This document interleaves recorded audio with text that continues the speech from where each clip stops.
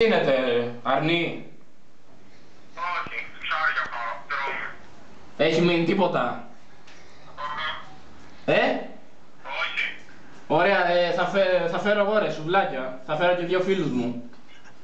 Ρε φίλε, τι να σου πω, δεν είναι δικό μου το σπίτι, εμένα μου έχουν αφήσει τα κλειδιά εδώ πέρα. Α, ποιανού είναι? Ποιανού είναι? Ναι, ποιανού είναι? Το φίλο μου του Άρη.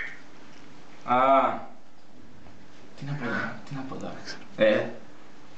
Μ' ακούς? Ναι. Και εντάξει, δεν μπορώ να φέρω ρε κόσμο και δεν μπορώ να επικοινωνήσω και με το παιδί γιατί είναι αστήμα στους δικούς του. Εντάξει τότε ρε, μια άλλη φορά. Είμαι εδώ σε ένα φίλο, άμα θέλετε ρε, ελάτε εσείς. Ωραία, έχουμε κανονίσει μετά. Εντάξει, θα τα πούμε ρε. Εντάξει. Έλα, γεια.